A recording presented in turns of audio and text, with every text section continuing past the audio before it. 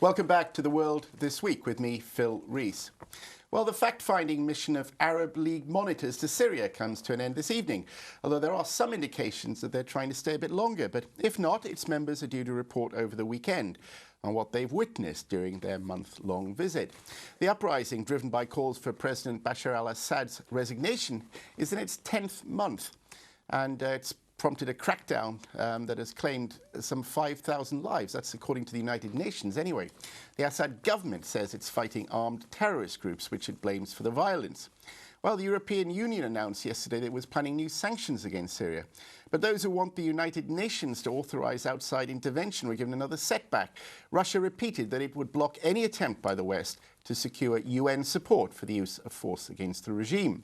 Meanwhile, a YouGov poll commissioned by the Qatar Foundation found that while most Arabs outside Syria feel President Assad should resign, attitudes in the country are different. Some 55% of Syrians want Assad to stay, motivated by fear of civil war. Well, the fall of the Assad regime could also have widespread repercussions in the region. Some fear that Syria could become a Levantine Yugoslavia. Remember that Lebanon, Jordan and Israel were all geographically part of what was once Greater Syria under the Ottoman Empire. The French drew Lebanon's borders so as to bring a large population of mainly Sunni Muslims under the control of Maronite Christians, who were allied with France at that time. It was just a line in the sand. What's more, it's unlikely that the West is only interested in the democratic wishes of the Syrian people. Syria is part of an alliance that includes Iran, Hezbollah in Lebanon, and the Palestinian movement Hamas, all of which reject the right of the United States and Israel to enjoy military hegemony over the Middle East. Well, first, here's Huriya Al-Haddad with an update. With the EU preparing fresh sanctions against Syria, pressure is mounting against the country's President Bashar al-Assad.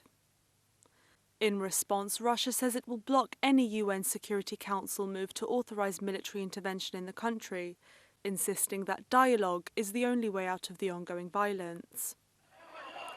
Meanwhile, British Prime Minister David Cameron denounced Syria's president as a wretched tyrant killing his own people. And Syria's very own Transitional Council called for foreign military intervention earlier this week. It's clear that any dialogue between the conflicting sides is not expected to be easy. But how do you stop a fractured country from falling apart, where some cities now resemble a war zone, where the economy is on its knees, and where children are being shot dead on the street? Damascus has promised to push through reforms, including parliamentary elections later this year, but the opposition says it's not enough.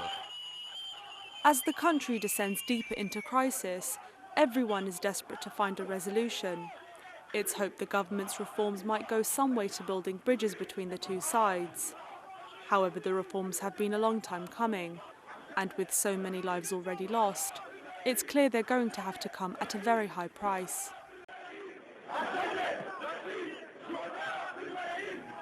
Huriya Al-Haddad there. Well, I'm pleased to be joined in the studio by Hafsa Kara Mustafa, the managing editor of Arabs Today. We also have the political analyst and writer for the socialist magazine The Monthly Review, Sukan Chandan. And finally on the phone, we have a Syria specialist who is currently in Lebanon doing his PhD research. Thank you all for joining us. I see some news in today, by the way, Hafsa, that the Syrian government forces withdrew from the town of Zabadani near the Lebanese border after agreeing a ceasefire with insurgents. It seems to me that we've almost got a civil war there now. I mean, is that fair, or is that probably an exaggeration? I think it's fair to say that Syria is pretty much in a state of civil war. And I think that there is a reluctance to admit to it, that it is, in effect, in a situation of civil war, in order to allow probably the opportunity of maybe a foreign intervention, which would obviously be illegal, once again, because there is, by law, by international law, you cannot interfere in a state of civil war. So I think Syria is pretty much currently has entered the phase of civil war as we at the moment. Yes, it's fair to say. What about the Arab League? Now, clearly different opinions on the Arab League, but you know, they've had a month of being in Syria now. I mean, do they matter? They do actually. Funnily enough, they're often criticised for being quite useless. But on this occasion, they have done a few things. It would be fair to say they've sent in monitors, and they're actually going across the country, meeting with people and seeing what's happening. And they've been criticised even before the end of the mission, which is quite unfair. Why do you think that is? And certainly the Western media has actually said that maybe certain the leader was a little incompetent. I mean, what's behind all that? Well, I think the reason is we don't see what's happening in Syria. We don't actually have a clear picture of what's happening. We've just been told one side of the story. It's very opaque what's happening in Syria at the moment. The only images that are coming through are those of the opposition, YouTube pictures and everything that's coming from Syrian officialdom is actually being considered as propaganda. And so we simply have one side of the story, and the side of the story as we see it now is that Bashar is the bad guy and the others are the good guys. Now, Bashar is probably not a good guy, but he's definitely not the only bad guy. Well, so Kanchandan, I mean, before we develop it further, I mean, are you waiting in anticipation for the Arab League report due this weekend? I mean, what do you expect to come out of that? I think the Arab League strategy has been quite interesting. I mean, a lot of friends are saying that what's happening in Syria is what happened in Libya, but in slow motion, basically. So when Gaddafi and the Libyan regime were nearly begging the Arab League to send in fact-finding missions and monitors, the Arab League refused, which I think indicates to a greater conspiracy between certain Arab League nations and the NATO countries.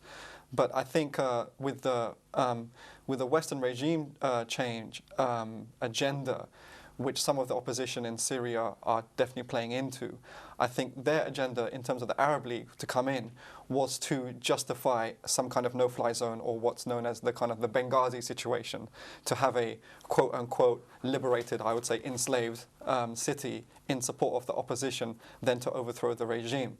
Now, the situation in Syria is not like Libya, because you have Iran, you have the Palestinian resistance, as you mentioned, and you have Hezbollah. But really what's going on in Syria is very much a conflict directed at knocking out any supply routes to Hezbollah. It's about weakening what some people call the steadfast bloc in the region, which is that alliance you mentioned before, Iran, Syria, Hezbollah and the Palestinian resistance, and a few other countries as well, perhaps. So it's about smashing that. So really Syria, the conflict in Syria is about weakening the Palestinian struggle, is weakening Hezbollah, and ultimately going for Iran. You see it geopolitically there, Sukan, but surely there has been a lot of violence, a great deal of violence and death. I mean, surely you wouldn't. I mean, it's fair enough for the Arab League and others, and their mission, by the way, was to see whether President Assad was actually doing what he promised, which was to actually not use violence against demonstrators. I mean, what do you think should happen then? Phil, I mean, we can't ignore the fact that there is an arming of the opposition going on, and who is arming them? It's no secret. Jonathan Steele just mentioned it yesterday in The Guardian, that Iskenderun in Turkey is used as a armed base and training camp.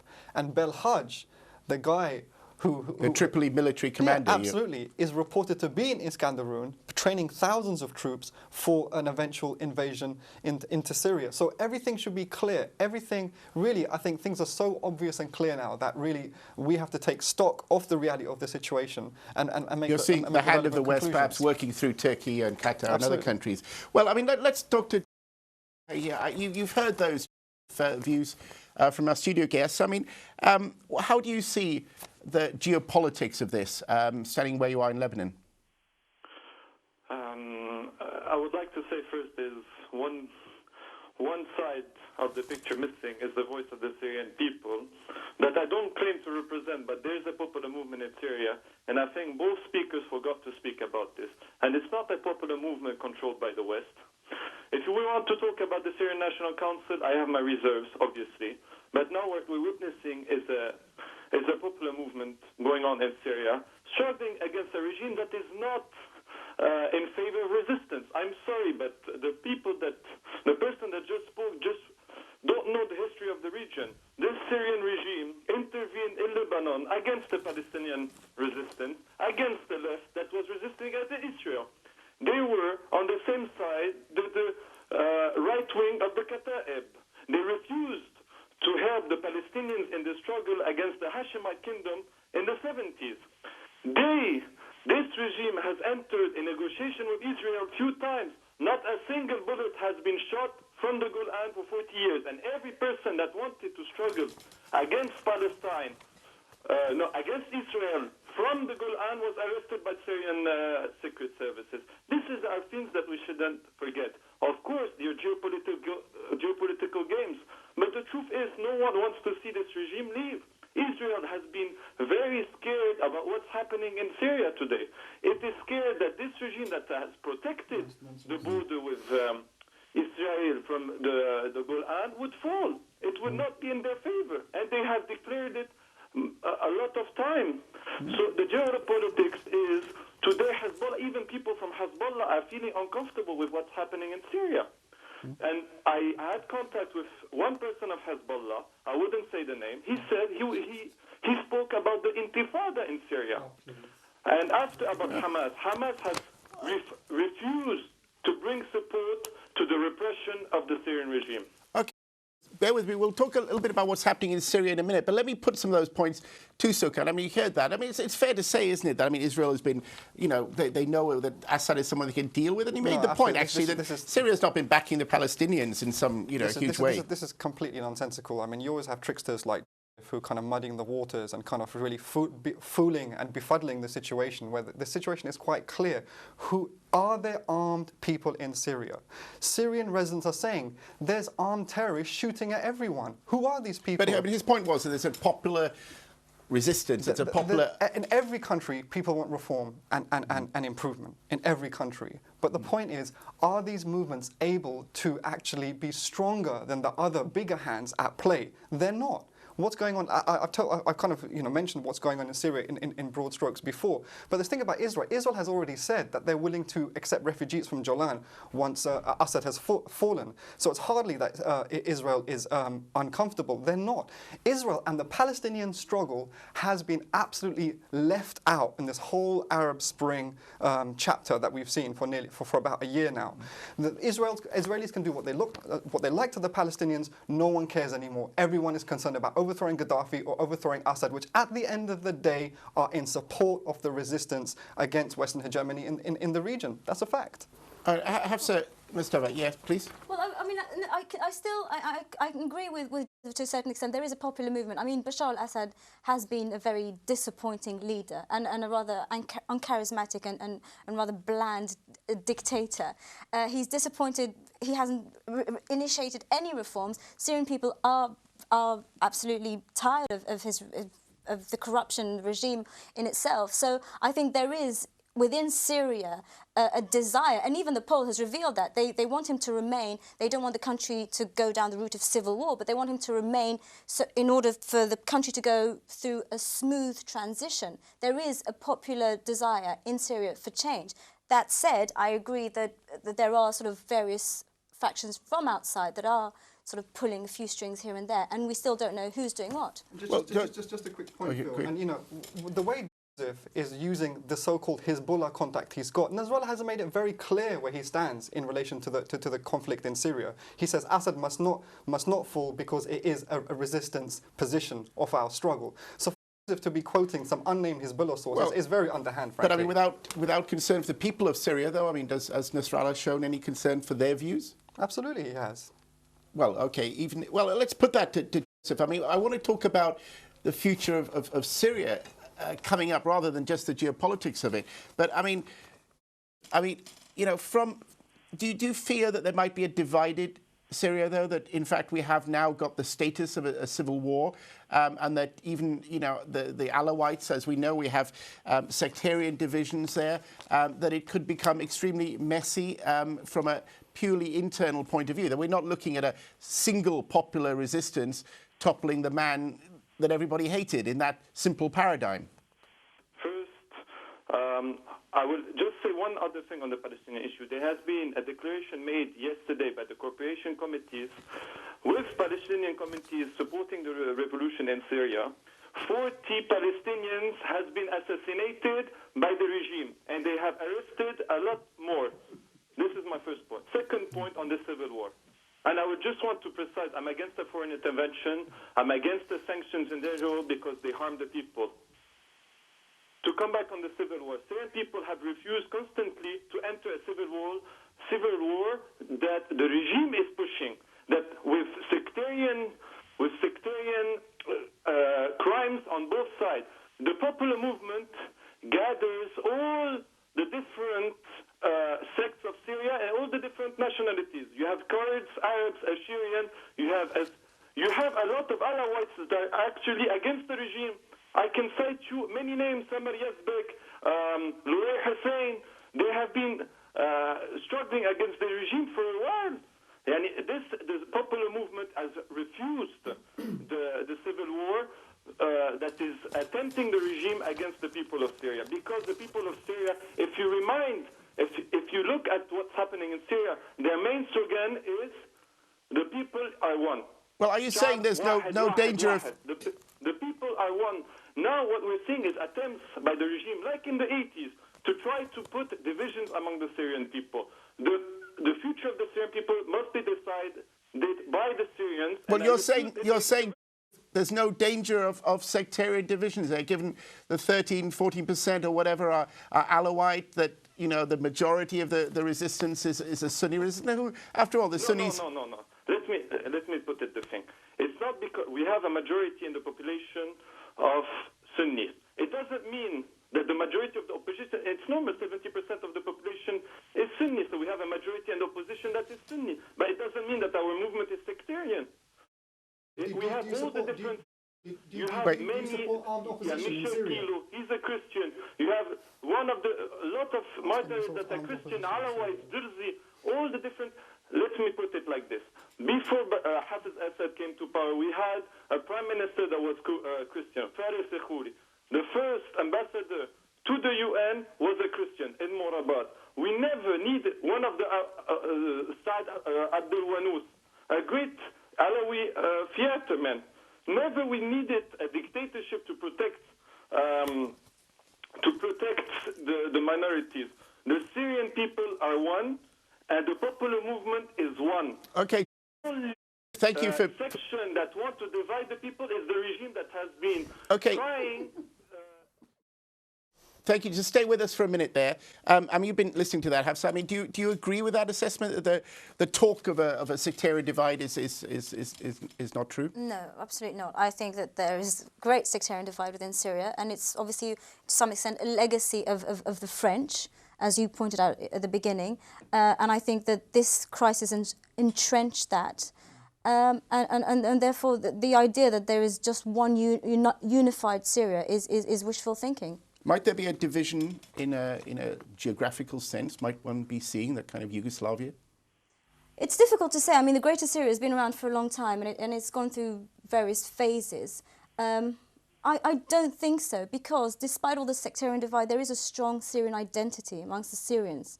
So I don't think we're anywhere near that. But the sort of sectarian clashes, I mean, those are reality. After all, the Alawites have got top positions in the military, the security services, industry. Sorry, yes, you want to come back? Yes, I'm sorry. I would like just, it's not a right thing to describe the regime only as Alawite. You have a lot of people that have from different confessions, different sects. Actually, most of the people in governments are not Alawites. They're a little minority. Most of the businessmen are not Alawites. They're Sunnis. It's not right to... They haven't had privileges under the Assad regime.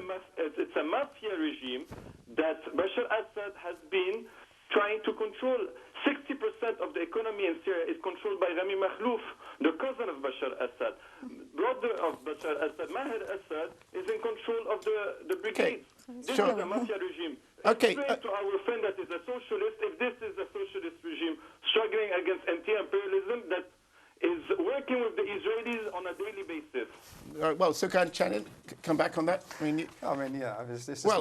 It's all quite ridiculous what you're saying in terms of... But the Israelis wouldn't want a Muslim Brotherhood, a Syrian Muslim Brotherhood government, would they, on their borders? Muslim Brotherhood is quite clear. Where have they become anti-imperialist anywhere in the region? They haven't. They've actually fallen straight into line with Western foreign policy in the Arab Spring. Ghanouchi is saying, "Oh, I'm cool with Israel. Don't worry about that." Yeah, Ikhwan in Egypt. Well, we're cool with Israel. We're gonna honour all the international agreements. Belhaj is over on the Syrian-Turkish border, about to invade for NATO, for the West. It's all very clear. And in terms of divisions, is the one who's dividing the resistance by first his unnamed source in Hezbollah, what nonsense, Well, and then this claim about dividing the Palestinian struggle from the Syrian resistance against Western domination. Well, Hafsa Karat, Mustafa, let's go. Do you see, though, in a way, the West working with the Muslim Brotherhood, the Ikhwan tradition now, which might be quite surprising given the war on terror, as America declared it, and all of the links with these people, supposedly to what the West calls terrorism? Absolutely. I mean, Hillary Clinton has said that she was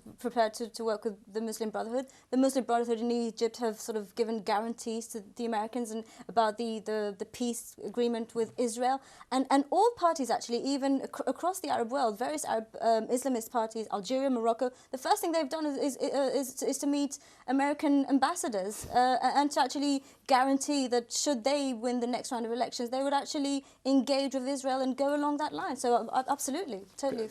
Joseph, we're coming to an end. We'll come back to you first. Very briefly, Joseph, I mean, do you see that, though, as an issue as well, that perhaps the Syrian Muslim Brotherhood would be prepared to work, were they to gain power with the West in a very friendly way? No, I totally agree. The Muslim Brotherhood, being in Egypt, Tunis, even in Syria, have been working with the West, and this is a problem. I can condemn it. But after saying that the popular movement is the hand of the West, is completely untrue. No one said that. No one said that. No one said that on the show.